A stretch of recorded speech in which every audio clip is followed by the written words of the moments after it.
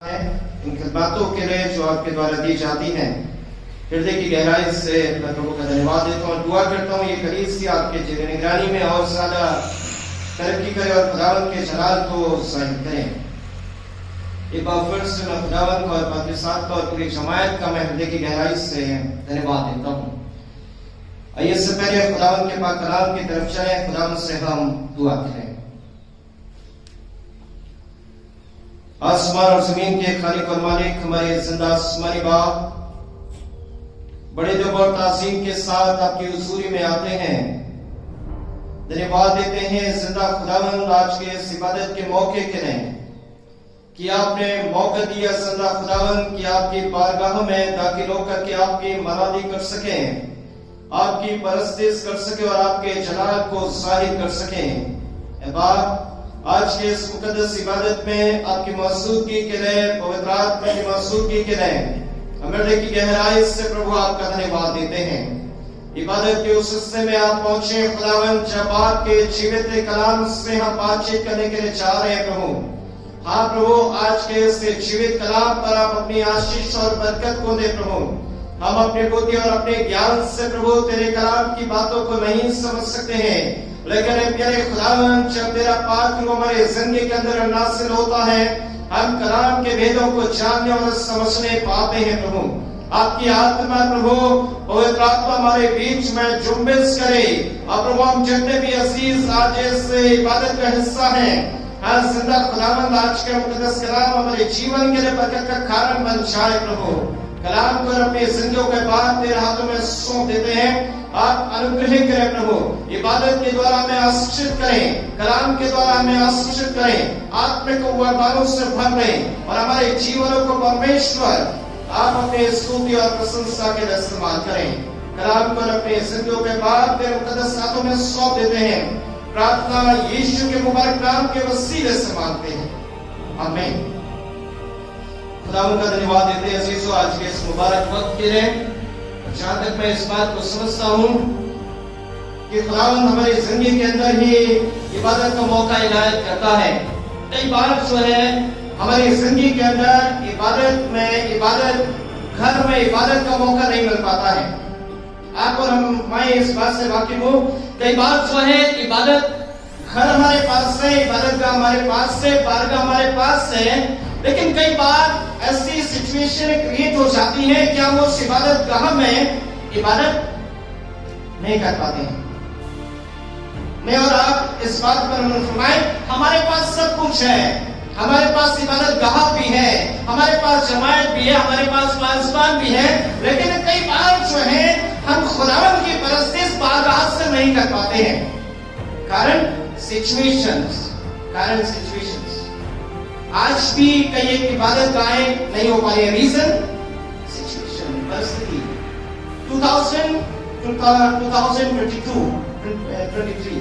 2022 भी कोविड से ऐसा ही, जहां पर आराधनाएं थे लेकिन इबादत जमायत इकट्ठा नहीं हो पा रही। प्रभु हमारी जिंदगी के अंदर जब मौके देता है, कई बार हम इबादत गाह का उस इबादत का हिस्सा इबादत गाह में नहीं बन पाते हैं, आराधनाएं नहीं होती हैं, लेकिन अजीजों खुदावंद हमारी जिंदगी के अंदर उस मौके को इनायत करता है। इबादत गाहें सिचुएशन के अकॉर्डिंग बंद भी हो जाए, लेकिन हमारी जुबान कभी भी खुदावंद की परस्तिश के लिए बंद ना हो। आपके पास मेरे पास आराधनाएं हो सकते हैं, आपके मेरे पास सब कुछ हो सकता है, लेकिन कई बार ऐसी परिस्थितियां हमारे जीवन में उस इबादत गाह में इबादत के लिए रोक सकती हैं। लेकिन आपकी मेरी जिंदगी को या आपकी मेरी जुबान को कोई भी रोक, आप खुदावंद की परस्तिश अपने घर से कर सकते हैं, आप खुदावंद की परस्तिश हर एक स्थान से कर सकते हैं। वैसे दाऊद कहता है, मैं हर समय यहोवा को धन्य कहा करूंगा और उसकी स्तुति निरंतर मेरी जुबान से होती रहेगी। मेरे को जहां तक मालूमात है, आज शायद मधुरी चर्च हल्द्वानी में इबादत नहीं हो रही। मधुरी चर्च कारगुलाम में इबादत, कारण मैं और आप वाकिफ हैं, इबादत गाह है लेकिन जमाए की खट्टा परिस्थितियां। जो मैसेज अभी आपके सामने पड़ा है, कुछ परिस्थिति ऐसी ही है, कुछ परिस्थिति ऐसी है जहां पर लोग तो मौजूद हैं, जहां पर लोग मौजूद हैं, लेकिन पहुंचना थोड़ा सा मुश्किल है। कई बार हमारे पास ऐसी परिस्थितियां आ जाती हैं, उस स्थान तक पहुंचना हमारे लिए मुश्किल हो जाता है। लेकिन अजीजों, जहां हमारा जज्बा होता है, जहां पर हमारी सोच होती है, और जब हम किसी चीज को अचीव करना चाहते हैं, तो अजीजों उसे हम अपने जीवन में हासिल करके रहते हैं। चाहे कितना भी ऑब्स्टिकल आ जाए, चाहे कितनी भी परेशानी आ जाए, या कितनी भी दिक्कत आ जाए, यीशु मसीह का जो मंसूबा है, यीशु मसीह का जो ख्यालात है, यीशु मसीह की जो सेविकाई है, वो खास तौर पे इस बात पर अमल कर सकते हैं, परेशानियों के साथ में है, दिक्कतों के साथ में है, लेकिन यीशु मसीह के जज्बे में कमी नहीं है। उसे उस मुकाम को पाना ही है जो खुदावंद ने उसके जीवन के लिए रखा है।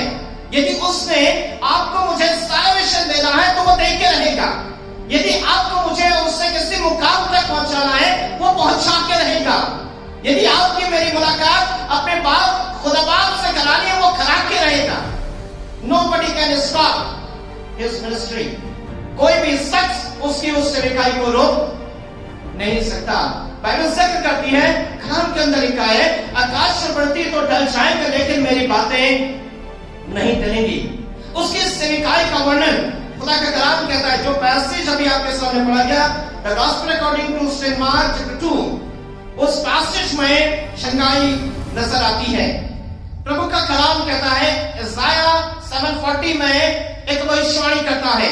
यदि आप पढ़ने के लिए निकाले इसाया चैप्टर 60, यशायाह नबी की किताब, उसका 61वां अध्याय, 61 चैप्टर, इसाया चैप्टर 61, उसकी मेहरबानी से यदि हम पहली आयत को देख लें, जहां पर एक बहुत बड़ी प्रोफेसी है।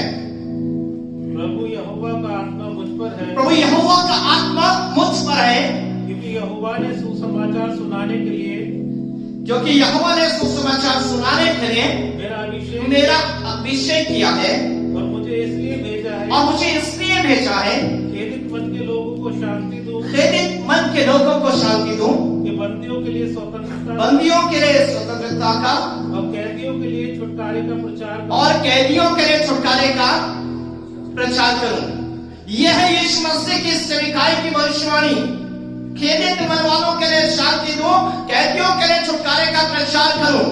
और जो सेविकाई का जो टाइम है, टाइम लिमिट है 3.5 years, 3.5 वर्ष वो सेविकाई को अंजाम देता है। किसको छुड़ाएगा, किसको छुटकारा देगा, किसको चंगाई देगा, आप में अंदाजा लगा सकते हैं। आप और मैं हर स्थान पर नहीं जा सकते हैं। यीशु मसीह की जो सेविकाई है, वो पूरी दुनिया के लिए है, और वो कैसे इन तमाम चीजों का अंजाम देगा। बाइबल जिक्र करती है, वो सारी चीजों को फिर भी अंजाम देता है।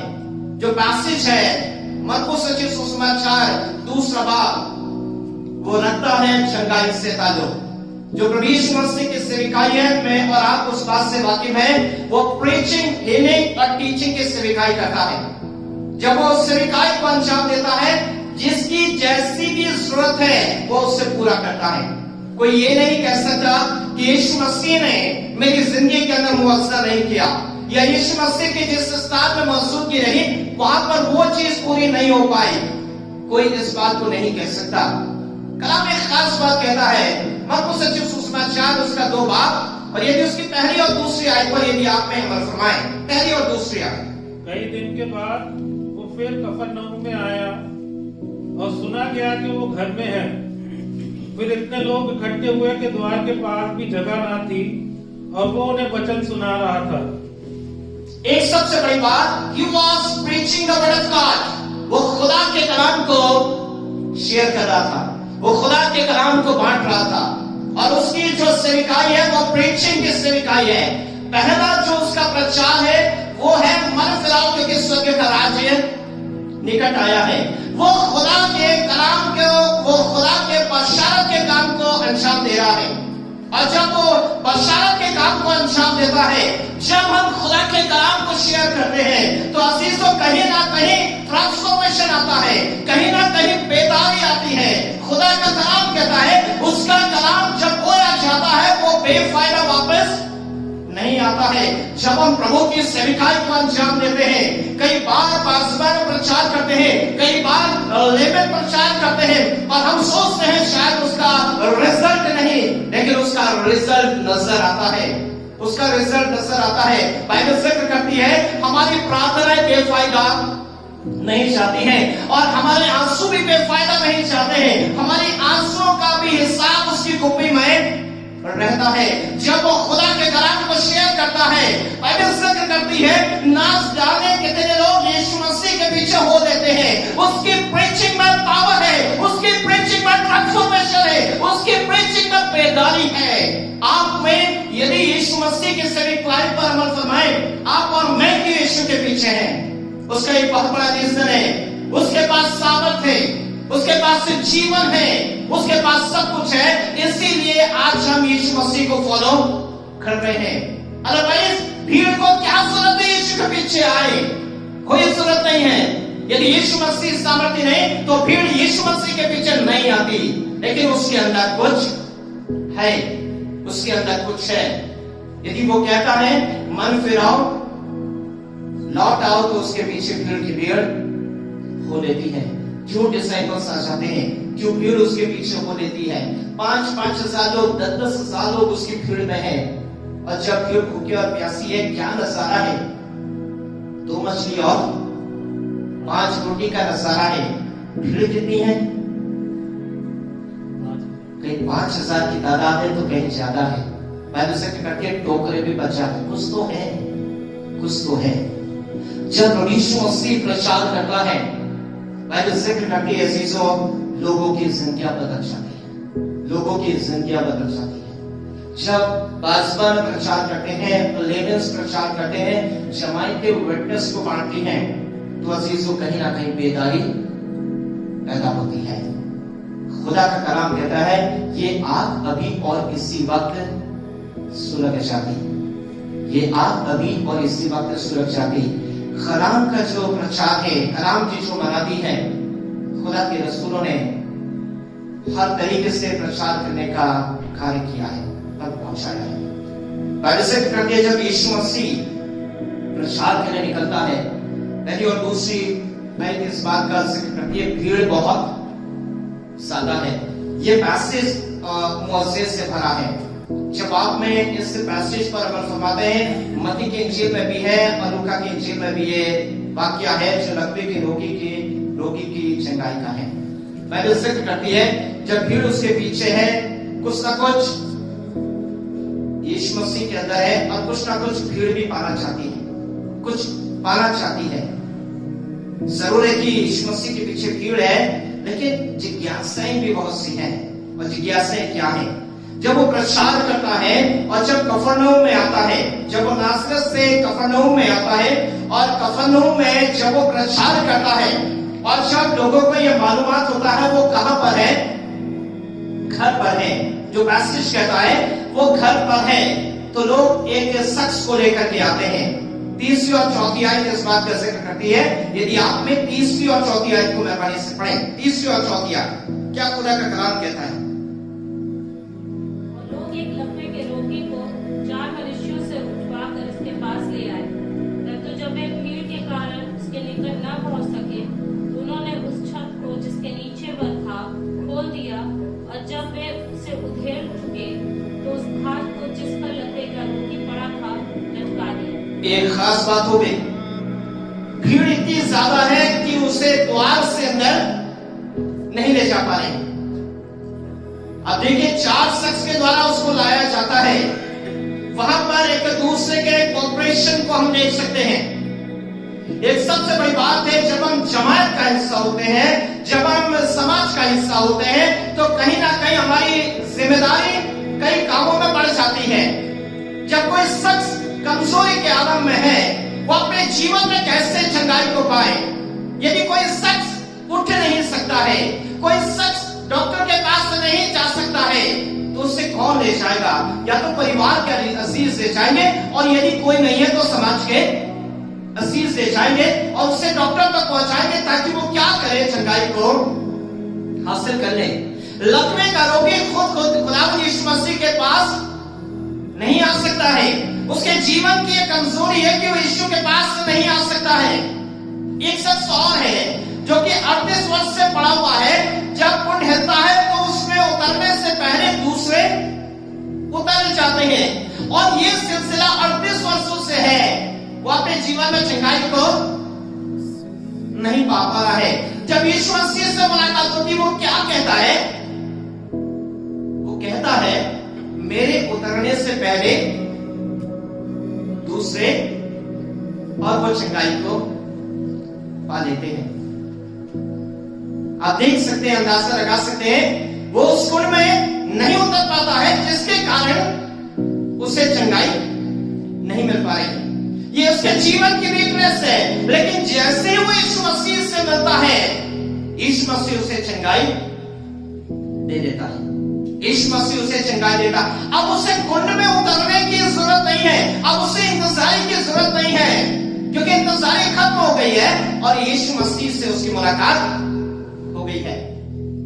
जब यीशु मसीह उससे कफरनहूम में है, घर पर है, 4 लोग उसे खटिया पर लेकर के, लकवे के रोगी को लेकर के आते हैं और जब वो प्रवेश करना चाहते हैं मेन डोर से, तो बाइबल जिक्र करती है भीड़ इतनी ज्यादा है कि वो वहां से दाखिल नहीं हो पा रहे हैं।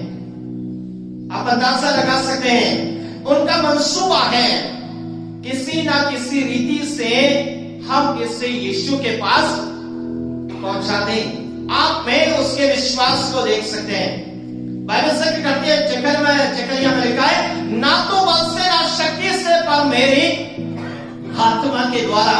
बाइबल जिक्र करती है और बताती है कि ये 4 शख्सियत मेन डोर से तो दाखिल नहीं हो सकते हैं, लेकिन इनने इस बात को सोच लिया है कि हमें इसे यीशु से मिलाना जरूरी है। इस वाक्य के अंदर सबसे बड़ी बात है, इस वाक्य के अंदर सबसे बड़ी बात है, जिस शख्स को यीशु से मुलाकात करनी है वो शख्स यीशु से बिना सहायता के नहीं मिल सकता है। कई बार अजीजों, आप में यीशु से मिलना चाहते हैं, लेकिन आपको मुझे डायरेक्शन या गाइडलाइन ना मिले, कोई सहारा ना मिले, तो हम यीशु से नहीं मिल पाते हैं। कई बार हमारे जीवन में यदि ट्रांसफॉर्मेशन की जरूरत है तो पवित्र आत्मा हमारे जीवन को गाइड करता है, पवित्र आत्मा हमें आवाज देता है, परमेश्वर हमें आवाज देता है। कहीं ना कहीं गाइडलाइन की जरूरत होती है। यहाँ पर इस पैसेज के अंदर 4 लोगों की जरूरत है जो इस शख्स को लेकर के यीशु तक पहुंचाए, और वो क्या करते हैं, उसकी छत को ही उधेड़ देते हैं। बाइबल जिक्र करती है और उसको वहां से नीचे उतार देते हैं। और बाइबल कहती है जैसे ही उसको वह नीचे उतारते हैं, क्या शुरू हो जाता है? क्या शुरू हो जाता है? क्या शुरू हो गया? शास्त्री लोग क्या कहते हैं?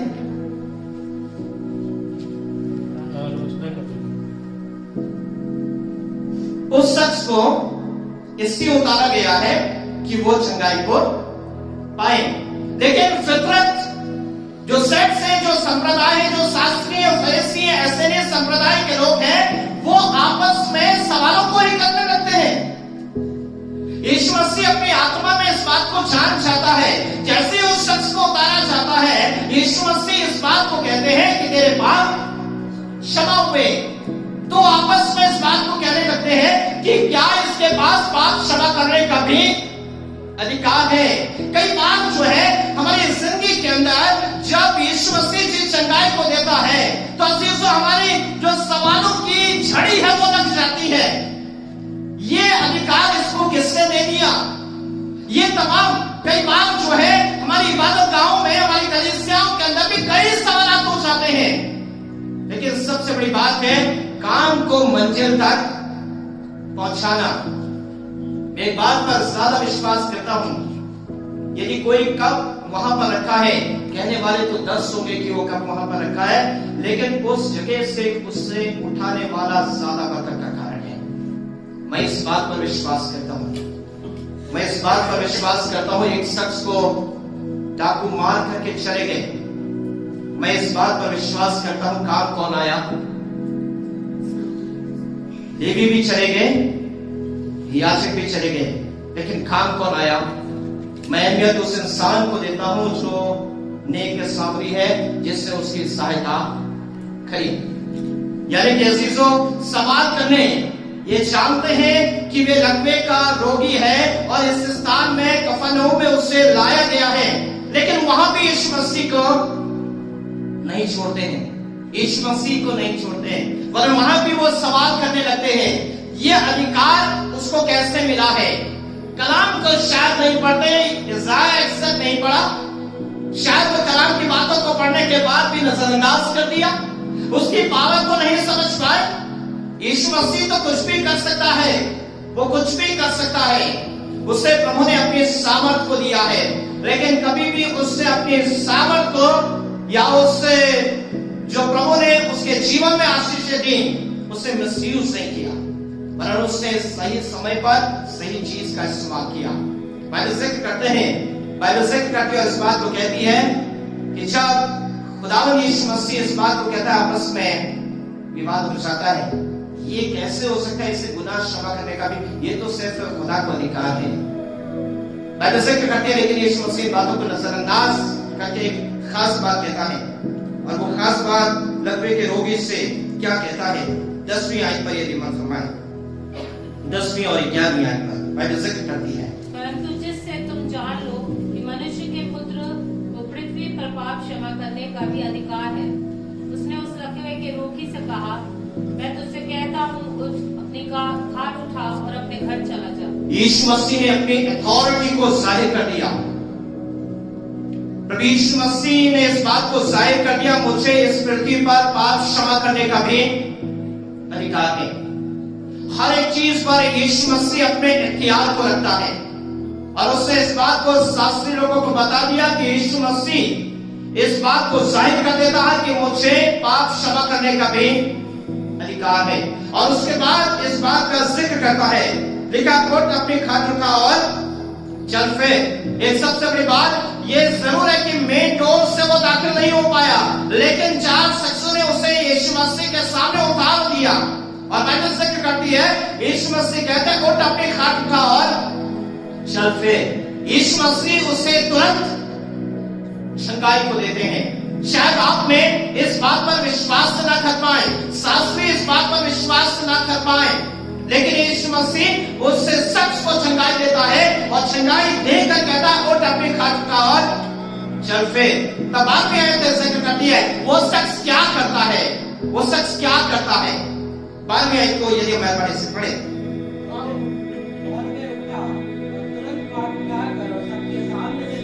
चला गया। इस पर सब चकित हुए और परमेश्वर की बड़ाई करके कहने लगे कि हमने ऐसा कभी नहीं देखा। ये एक सबसे बड़ी बात, खुदावंद यीशु मसीह जिस शख्स के अंदर या जहां पर मुअज्जा करता है, वहां पर बड़ी बातें होती हैं, और कलाम कहता है कि ऐसा मुअज्जा हमने कभी नहीं देखा। लाए किसमें थे? खाट पे। जाता कैसे? पलंग का क्या होता है?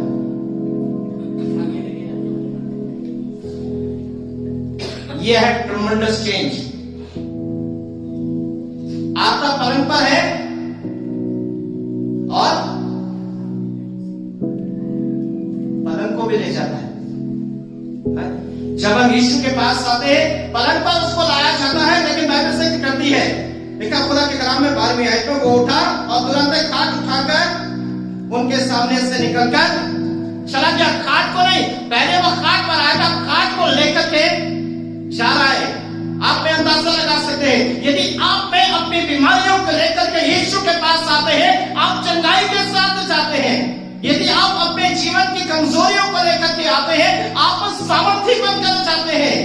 यदि आप अपने किसी भी चीज को लेकर के आए हैं, नकारात्मक चीज को, तो प्रभु यीशु मसीह आपको सकारात्मक बनाता है। पलंग पर यीशु मसीह को लाया गया है, यीशु मसीह के सामने लाया गया है शख्स को, लेकिन अब यीशु मसीह के सामने से शख्स क्या कर रहा है? पलंग को लेकर के जा रहा है। यीशु मसीह ने उसे चंगाई दे दी है। कलाम आज की सुबह में इस बात को कहना चाहता है अजीजों, भाई साहब ने जैसे अनाउंस किया कि एश वेडनेसडे 2024-14 से हम एश वेडनेसडे की इबादत में शामिल हो जाएंगे, यानी कि रोजों की इबादत में। और ये रोजे हमारे जीवन में बड़े बरकत के बायस बन जाएंगे यदि हम खुदावन की हुजूरी में अपने जीवन को खुदा की हुजूरी में रखते हुए उपवास करेंगे। एक शख्स पर यदि अमल करें, परम पर आया परम को लेकर के जाता है। यदि आपकी मेरी प्रार्थनाएं बड़े विश्वास के साथ इस लेंटन सीजन में होगी, प्रभु ट्रिमेंडस चेंज को आपके और मेरे जीवन में लेकर के आएगा। यदि आप इज़ाया 59 उसकी पहली आयत को पढ़ें तो कलाम में खास बात कहता है, खुदा के बारे में खास बात खुदा का कलाम कहता है। इज़ाया 59 वर्स 1, यशायाह 59 उसकी पहली आयत को यदि आप खुदा के कलाम से देखें। सुनो, यहोवा का हाथ ऐसा छोटा नहीं हो गया कि उद्धार न कर सके, न ऐसा बहरा हो गया है कि तुम सुन ना सके। ये एक सबसे बड़ी बात है। खुदा का कलाम कहता है, सुनो यहोवा का हाथ ऐसा छोटा नहीं हो गया जो उद्धार ना कर सके। लिखा है उसके कान इतने बहरे नहीं होंगे जो सुन ना सके। बाइबल जिक्र करती है, अब से जो प्रार्थना इस स्थान पर की जाएगी उस पर मेरी आंखें और मेरे कान खुले रहेंगे। जब आप में 14 तारीख से जब हम आप में एश वेडनेसडे की इबादत में शामिल होते हैं, बड़े विश्वास के साथ हुए, बड़े ईमान के साथ हम दाखिल हों, उपवास और प्रार्थना के साथ हम दाखिल हों। और परमेश्वर क्या करेगा? लिखा है उसके कान ऐसे बहरे नहीं होंगे जो सुन ना सके, उसका हाथ ऐसा छोटा नहीं हो गया जो उद्धार ना कर सके। वह सारी चीजों को करने में सामर्थ्य है। बाइबल जिक्र करती है, everything is possible with God. प्रभु के साथ हर एक चीज संभव है। उसे लकवे के रोगी को लेकर के आते हैं, उसे प्रभु यीशु मसीह चंगाई देता है। आपको मुझे क्यों नहीं प्रभु अपने आसमानी खजाने से बरकतों को क्यों नहीं देगा? वो आपकी मेरी जिंदगी के लिए बरकतों के दरवाजे को खोल देगा। ये लेंटन सीजन, ये एश वेडनेसडे, ये 40 डेज, ये पूरा पैशन वीक, ईस्टर प्रभु की निकटता में आपके मेरे जीवन को लाना चाहता है। बाइबल जिक्र करती है जोएल चैप्टर 2:12, यदि आप में उस आयत को मेहरबानी से पढ़ें जो ताल्लुक रखती है फास्टिंग से। खुदा का कलाम कहता है, योएल नबी की किताब उसका 2 अध्याय उसके बाद में यदि कोई मेहरबानी से पढ़े, जोएल चैप्टर 2 वर्स 12, योएल नबी की किताब उसका 2 अध्याय और उसकी 12वीं आयत को यदि खुदा के कलाम से देखें, उसके बाद मैं खुदा के कलाम को समाप्त करूंगा। तो भी यहोवा की ये वाणी है, अब भी सुनो, उपवास के साथ रोते पीटते अपने पूरे मन से फिर कर मेरे पास आओ। एक सबसे बड़ी बात, अभी भी सुनो, उपवास के साथ रोते पीटते पूरे मन से फिर कर मेरे पास लौट आओ। प्रभु हमारे जीवन के अंदर इस अपॉर्चुनिटी को देने जा रहा है कि आप में अपने जीवन के अंदर उस बेदारी को पाए जो प्रभु हमारे जीवन में देना चाहता है। यदि आप में खुदा की बरकतों को रिसीव करना चाहते हैं तो जरूर है हमारा जीवन उन बरकतों के योग्य बने। प्रभु का कलाम कहना चाहता है, यदि आप में स्वर्गीय आशीषों को पाना चाहते हैं तो यह जरूरी है कि हमारा जीवन मुकद्दस और पवित्र हो। बाइबल जिक्र करती है, इज़ाया 118 कहता है, यशायाह 18 कहता है, आओ हम आपस में वाद विवाद करें, चाहे तुम्हारे पाप लाल रंग या गरमाने रंग के भी होंगे तो उनकी राय श्वेत हो जाएंगे।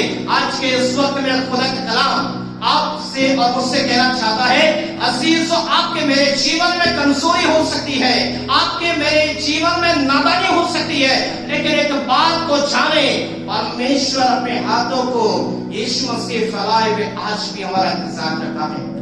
बाइबल जिक्र करती है, वो आपके मेरे जीवन को बदलना चाहता है, वो आपके मेरे जीवन को नया करना चाहता है। बाइबल जिक्र करती है, मैं तुम्हारा पत्थर का हृदय हटाकर मांस का हृदय भर दूंगा। बाइबल जिक्र करना चाहती है आज के इस वक्त में अजीजों, प्रभु एक ट्रिमेंडस चेंज को मेरे और आपके जीवन में लाना चाहता है।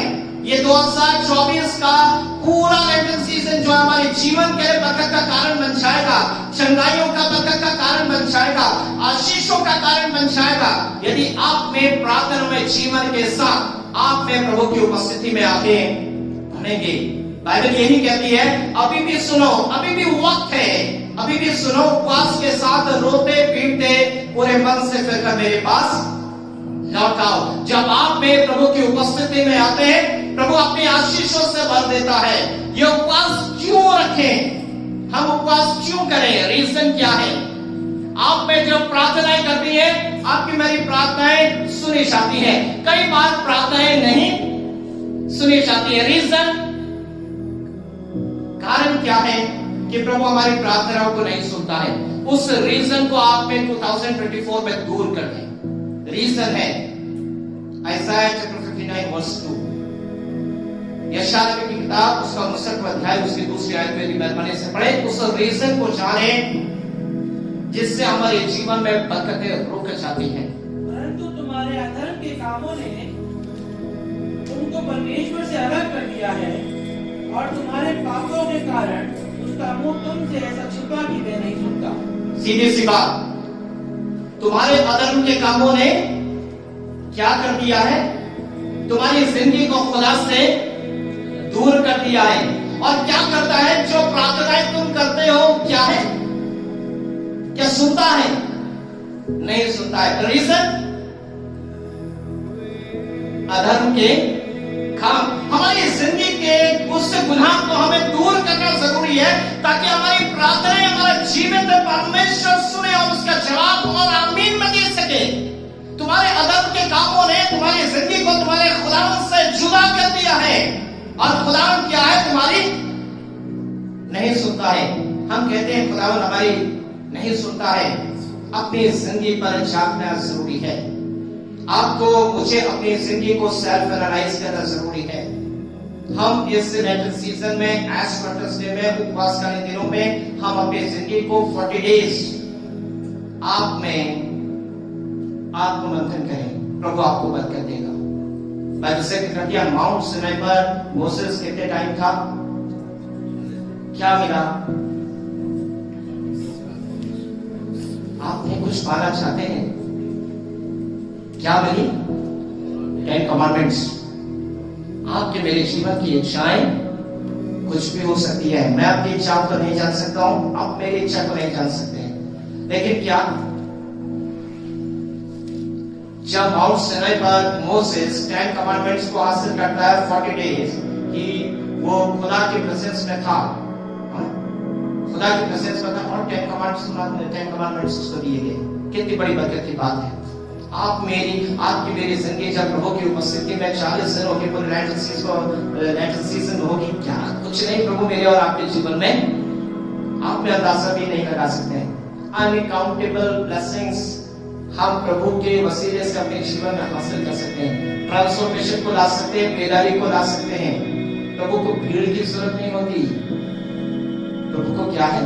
यदि 2 शख्स भी है तो खुदा का कारनामा है। यदि तुम नहीं बोलोगे तो ये पत्थर हम सोचते हैं अजीजों, हम खुदा के कलाम का प्रचार और प्रसार कर रहे हैं, लेकिन खुदा का कलाम क्या कहता है अजीजों? यदि हम उसका प्रचार भी ना करें, आसमान उसका प्रचार न करे, जमात के उसका प्रचार ना करें, उससे कमी नहीं, उससे कमी नहीं है। बाइबल जिक्र करती है ये कायनात जब जब खुदा की इबादत आरंभ हो रही थी, ऐसा लिखा आकाश ईश्वर की महिमा का वर्णन करा, और आकाश मंडल उसकी वस्तुकला को वर्णन करा। दिन से दिन बातें करता और रातों रात ज्ञान सिखाते, ना तो कोई बोलिया ना कोई भाषा जा उसका शब्द सुनाई नहीं देता, उसका स्वर सारी पृथ्वी पर। इंसान क्या है? ये कायनात में खुदा की परस्तिश करती है, खुदा के जलाल को जाहिर करती है। खुदा का कलाम पुराने अहकाम में कहता है आप मैं प्रचार ना भी करें, लेकिन खुदा का कलाम मेह की मारे देश दुनिया में बरसेगा और भी उससे रोक नहीं पाएगा। खुदा का कलाम आज के इस वक्त में मेरे और आपके सामने इस बात को रखना चाहता है अजीजों। एस्तर रानी पर अमल फरमाए। एस्तर रानी ने एक ही बात को कहा, यदि मैं खत्म हो जाऊं तो हो जाऊं, लेकिन क्या है मैं किसके पास जाऊंगी? किसके पास जाऊंगी? राजा के पास जाऊंगी, और अपनी प्रजा को मैं बचाते रहूंगी। और बाइबल से कहती है उससे एक बात और कही, मैं और मेरे अजीज क्या करें? उपवास करें। यदि आप अपनी जमायतों में उस बेदारी को लाना चाहते हैं, बचाव को लाना चाहते हैं, ट्रांसफॉर्मेशन को लाना चाहते हैं, उससे एक बात कही कि मैं और तुम क्या करो और क्या करें, उपवास करें, सब के सब उपवास करें। और जब उपवास करा तो उससे क्या करा, सारे लोगों को बचा लिया। जब आप में उपवास करते हैं, जब आप में प्रार्थना करते हैं, हमारा जीवन नहीं बचता है, पर हमारी कम्युनिटी और हमारा समाज भी बचता है। खुदा का कलाम आज के इस वक्त में कहना चाहता है, हम अपने जीवन को सेव करें प्रभु में, और यदि हमारा जीवन सेफ है तो हम दूसरों को भी सेफ करने पाते हैं। बाइबल आज के इस वक्त में कहना चाहती है कि उस लकवे के रोगी को यीशु के पास लाया गया और उसने चंगाई को पाया। आज आपके पास कुछ भी हो, प्रभु आपको चंगाई देने जा रहा है, प्रभु आपकी जरूरतों को पूरा करने जा रहा है। बाइबल से क्या करती है कि वो मांगने से पहले क्या करता है, तुम्हारी जरूरतों को जानता है, और ये ईमान कर लो, ये प्रतिज्ञा कर लो कि वो तुम्हें मिल गया। जब आप में बड़े विश्वास के साथ प्रभु से मांगते हैं तो प्रभु हमारे जीवन में देता है।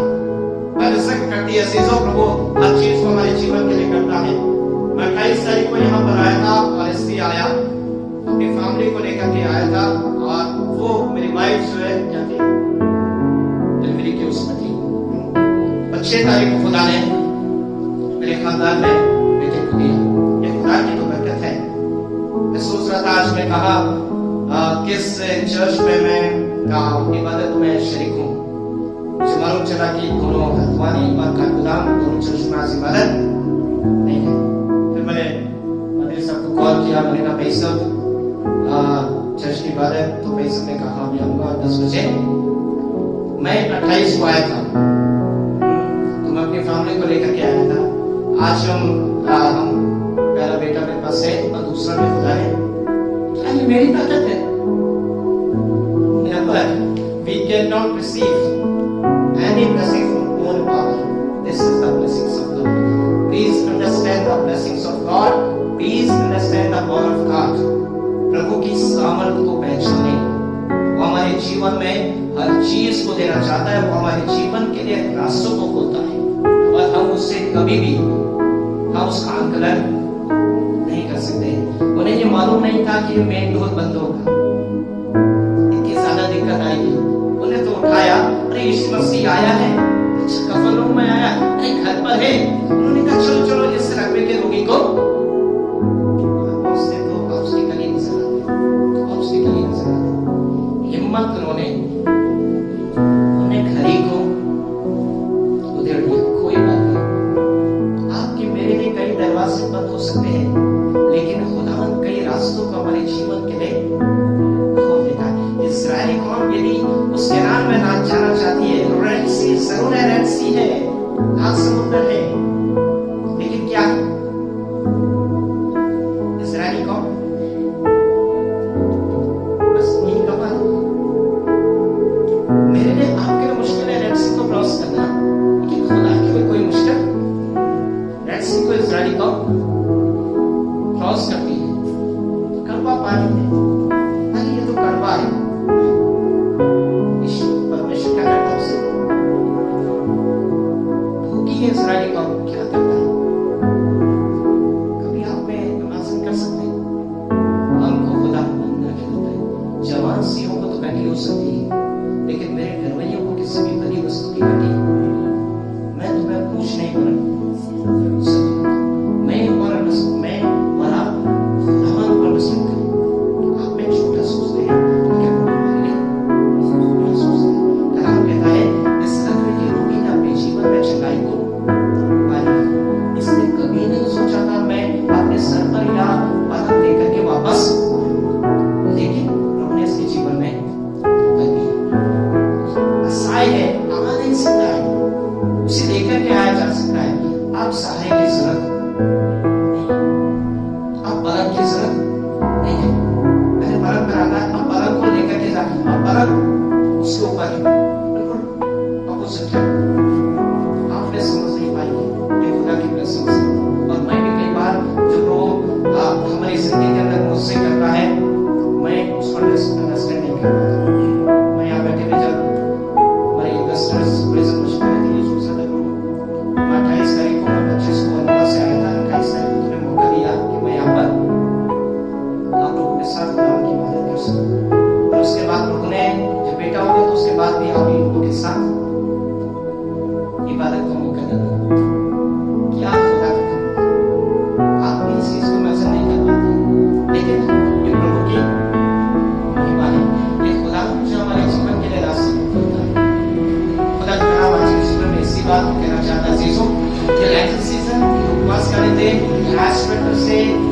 जब हम इन तमाम चीजों में अपने जीवन को लेकर के आते हैं, हम प्रभु की उपस्थिति में अपने जीवन को लेकर के सीधी सी बात, प्रभु आपके और मेरे जीवन के लिए बरकतों के दरवाजों को खोल देगा। आप संदेह ना करें, संदेह करेंगे तो पतरस की माने डूब जाएंगे। यीशु मसीह सहारा देगा, उसे उनका दिगंत पाता। लेकिन ये विश्वास करें प्रभु हमारे जीवन में जरूर रहेगी। 100 years में अब्राहम किसको पाता? आइज़क। 100 साल का है, पर 90 years की कौन हस्ती है। लेकिन खुदावन उसके जीवन, उसके परिवार में उसमें सबको कहता है, आपके मेरे जीवन में भी खुदा इस वर्तमान समय में परिस्थितियां विपरीत हो सकती हैं। कई बार मैं और आप आराधनालयों में आराधना नहीं कर सकते हैं, लेकिन आप में खुदा की परस्तिश घर में हर जगह आप उनकी परस्तिश कर सकते हैं। इससे खुदा का कलाम आज के इस वक्त में कहना चाहता है, अजीजों, हम खुदा के कलाम पर विश्वास करते हुए, प्रभु पर विश्वास करके अपने जीवन को आगे बढ़ाएं। प्रभु हमारे जीवन के लिए रास्ते को खोल देगा। ये जो नेक्स्ट सीजन है, यह आपके मेरे जीवन के लिए आशीषों का कारण बन जाए, चंगाइयों का कारण बन जाए। लोग हमें देखकर कहें कि ये क्या है? यीशु मसीह के पीछे चलने वाले लोग हैं। आइए हम सुनते हैं। हमारे जीवित और सामर्थ्य प्रभु आपके विशेष अनुग्रह करें, जो प्रतिदिन आप हमारे जीवन में करते हैं।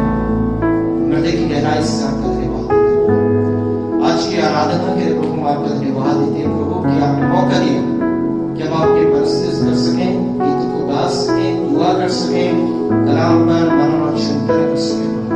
उससे प्रार्थना करते प्रभु आज की मुकद्दस इबादत, आज के कलाम हमारे जीवन के लिए बरकत का कारण ठहरे। और प्रभु हम अपनी दिनचर्या में बहुतायत के साथ हम इसका समाप्त कर सकें। दुआ करते हैं और साहब के लिए, उनके परिवार के लिए प्रभु आप ब्लेस करें। उनके सभी कार्य पर प्रभु आपकी बड़ी आशीष और बरकत होने पाए प्रभु। हम स्थानीय कलीसिया के लिए दुआ करते हैं, तमाम खानदानों के लिए दुआ करते हैं, बच्चे से लेकर बड़े तक के लिए हम दुआ करते हैं प्रभु। आप सबको बरकत दें, सबको आशीष दें। जिसकी जैसी भी जरूरतें पाई जाती है प्रभु, तमाम जरूरतें आपके आसमानी खजाने से पूरी की जाए। दुआ करते हैं आने वाला एस्पेक्ट से लेंथन सीजन प्रभु इस जमात के लिए आसमानी खदमत के साथ बेहद बरकत का कारण हो सके। एक बार फिर से तो आज की आराधना के लिए धन्यवाद। जितने भी अजीज खुदा इस इबादत का हिस्सा हैं, आप सब